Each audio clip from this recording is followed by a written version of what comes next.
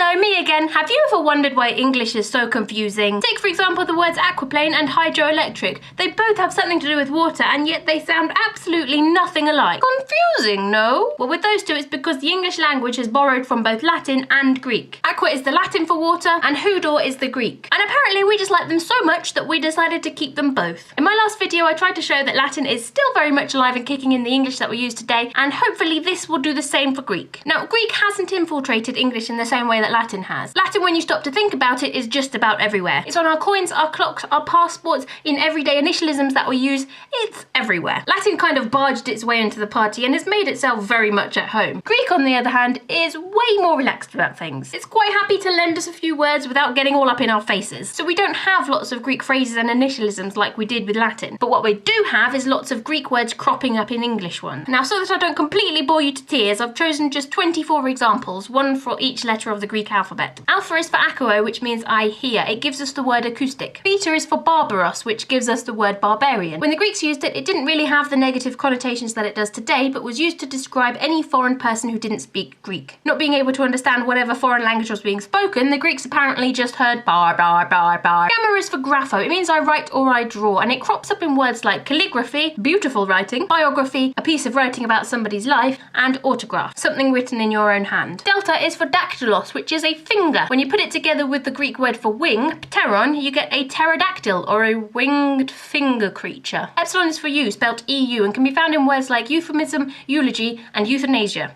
It means good or well. The reason a zoo is called a zoo is because, yes, you've guessed it, it comes from a Greek word. Zeta is for zoon, which means an animal. Eta is for helios. By the way, Greek doesn't have a letter H, but it can have a hard breathing or hurt sound at the beginning of words starting with a vowel, as it does with helios, so that's why it's pronounced helios, not Elios, even though it starts with an eta, which is an E sound. Anyway, eta is for helios, which means sun, as in the big yellow hot thing in the sky, not a male offspring. It gave us the word helium, which apparently is so called because it was discovered on the sun, big yellow hot thing in the sky, not male offspring, before it was discovered on Earth. Theta is for thermos, which means hot. We use it in words such as thermal, thermometer, and hyper and hypothermia. Iota is for hieros. Again, the hard breathing her sound comes into play with this one. It means divine or holy, so literally hieroglyphics are sacred carvings. Kappa is for kryptos, as in cryptic or encrypted, and it means hidden. Lambda is for logos, which takes up almost an entire column in the dictionary and doesn't like to be limited to just one meaning. This little 5-letter word can mean a word, language, speech, reason, thought, or account. We seem to like sticking it at the ends of words like biology or archaeology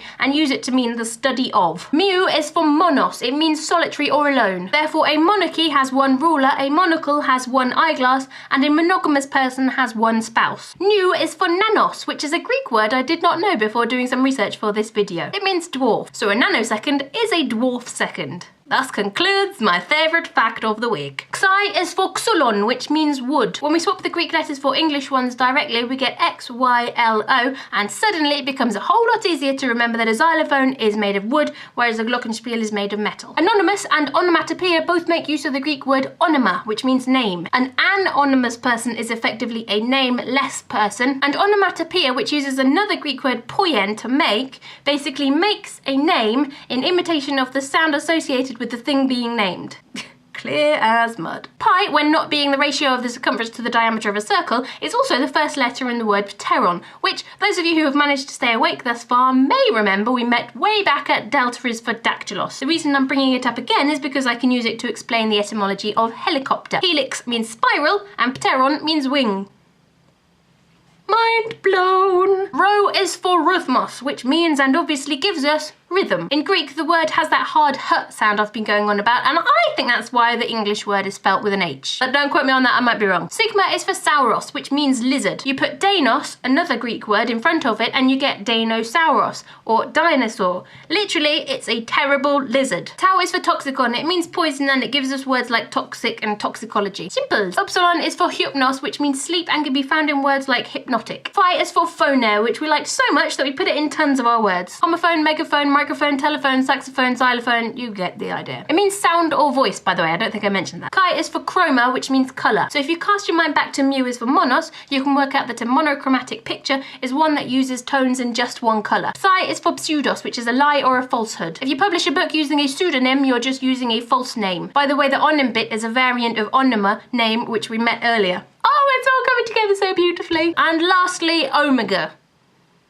Distressingly, I couldn't find a word that we get from omega, but don't worry, I'm not going to leave you empty-handed. What I did find was that the word horakiao means I faint or I swoon. So there's something at least. Okay, my little Greeklings, that concludes today's lesson. Go forth into the world feeling a tiny bit more educated than you did 3 minutes ago. Remember, I'm always glad to receive video suggestions, so if you have one, leave a comment or tweet me at Becky Groves. Until next time.